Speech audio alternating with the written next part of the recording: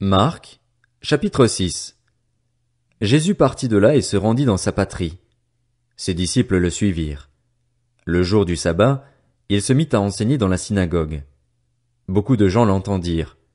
Ils étaient étonnés et disaient, « D'où cela lui vient-il? Quelle est cette sagesse qui lui a été donnée? Et comment de tels miracles se font-ils par son intermédiaire? N'est-il pas le charpentier, le fils de Marie, le frère de Jacques, de Josès, de Jude et de Simon? Et ses sœurs ne sont-elles pas ici parmi nous? » Et ils représentaient un obstacle pour eux. Mais Jésus leur dit, « Un prophète n'est méprisé que dans sa patrie, parmi ses parents et dans sa famille. » Il ne put faire là aucun miracle, si ce n'est qu'il guérit quelques malades en posant les mains sur eux. Et ils s'étonnaient de leur incrédulité. Jésus parcourait les villages des environs en enseignant. Alors il appela les 12 et commença à les envoyer 2 à 2, et il leur donna autorité sur les esprits impurs. Il leur recommanda de ne rien prendre pour le voyage, sauf un bâton, de n'avoir ni pain, ni sac, ni argent dans la ceinture, de chausser des sandales et de ne pas mettre 2 chemises.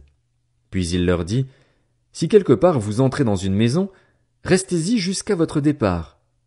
Et si, dans une ville, les gens ne vous accueillent pas et ne vous écoutent pas, retirez-vous de là et secouez la poussière de vos pieds en témoignage contre eux.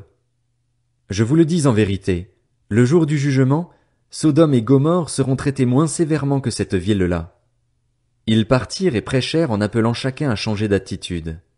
Ils chassaient beaucoup de démons, appliquaient de l'huile à beaucoup de malades et les guérissaient. Le roi Hérode entendit parler de Jésus, car son nom était devenu célèbre.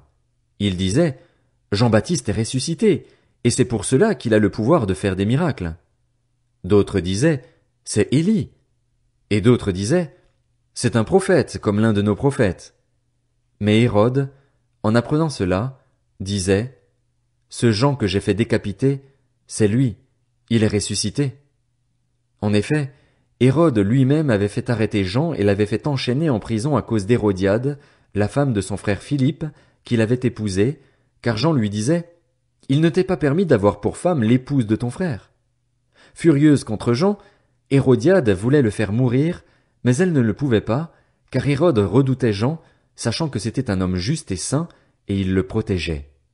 Après l'avoir entendu, il était souvent perplexe, et c'était avec plaisir qu'il l'écoutait. Cependant, un jour propice arriva lorsqu'Hérode, pour son anniversaire, donna un festin assez grand, aux chefs militaires et aux personnalités de la Galilée. La fille d'Hérodiade entra dans la salle, elle dansa et plut à Hérode et à ses invités.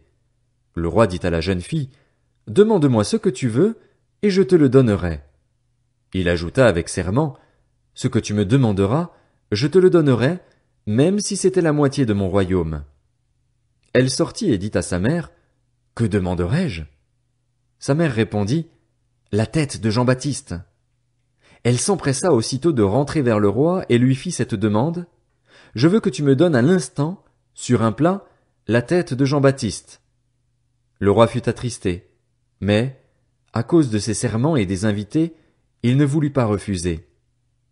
Il envoya sur-le-champ un garde, avec ordre d'apporter la tête de Jean-Baptiste. Le garde alla décapiter Jean dans la prison et apporta la tête sur un plat. Il la donna à la jeune fille et la jeune fille la donna à sa mère. Quand les disciples de Jean apprirent cette nouvelle, ils vinrent prendre son corps et le mirent dans un tombeau. Les apôtres se rassemblèrent autour de Jésus et lui racontèrent tout ce qu'ils avaient fait et tout ce qu'ils avaient enseigné. Jésus leur dit, « Venez à l'écart dans un endroit désert et reposez-vous un peu. » En effet, il y avait beaucoup de monde qui allait et venait, et ils n'avaient même pas le temps de manger. Ils partirent donc dans une barque pour aller à l'écart dans un endroit désert. Beaucoup de gens les virent s'en aller et le reconnurent, et de toutes les villes on accourut à pied et on les devança à l'endroit où ils se rendaient. Quand il sortit de la barque, Jésus vit une grande foule et fut rempli de compassion pour eux, parce qu'ils étaient comme des brebis qui n'ont pas de berger, et il se mit à leur enseigner beaucoup de choses. Comme l'heure était déjà bien tardive, ses disciples s'approchèrent de lui et dirent, « Cet endroit est désert, et il est déjà tard. Renvoie-les afin qu'ils aillent dans les campagnes et dans les villages des environs pour s'acheter du pain, car ils n'ont rien à manger. » Jésus leur répondit, « Donnez-leur vous-même à manger. » Mais ils lui dirent, « Faut-il aller acheter des pains pour 200 pièces d'argent et leur donner à manger ?»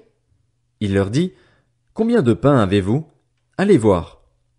Ils s'en assurèrent et répondirent, 5, et 2 poissons. Alors il leur ordonna de les faire tous asseoir par groupes sur l'herbe verte.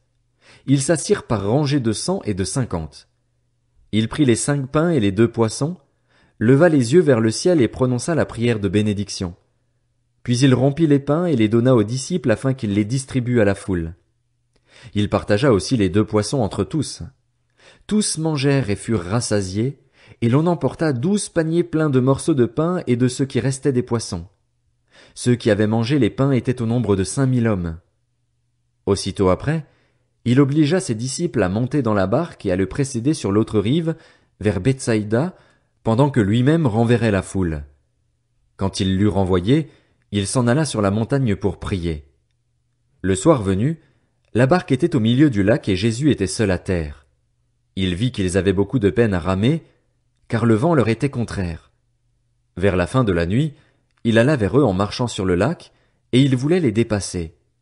Quand ils le virent marcher sur le lac, ils crurent que c'était un fantôme et ils poussèrent des cris, car ils le voyaient tous et ils étaient affolés. Jésus leur parla aussitôt et leur dit, « Rassurez-vous, c'est moi, n'ayez pas peur. » Puis il monta près d'eux dans la barque, et le vent tomba. Ils étaient en eux-mêmes extrêmement stupéfaits et étonnés, car ils n'avaient pas compris le miracle des pains, parce que leur cœur était endurci. Après avoir traversé le lac, ils arrivèrent dans la région de Génézareth et y abordèrent. Dès qu'ils furent sortis de la barque, les gens reconnurent Jésus et parcoururent tous les environs. Ils se mirent à apporter les malades sur des brancards là où ils apprenaient sa présence. Partout où il arrivait, dans les villages, dans les villes ou dans les campagnes, on mettait les malades sur les places publiques et on le suppliait de leur permettre seulement de toucher le bord de son vêtement. Tous ceux qui le touchaient étaient guéris.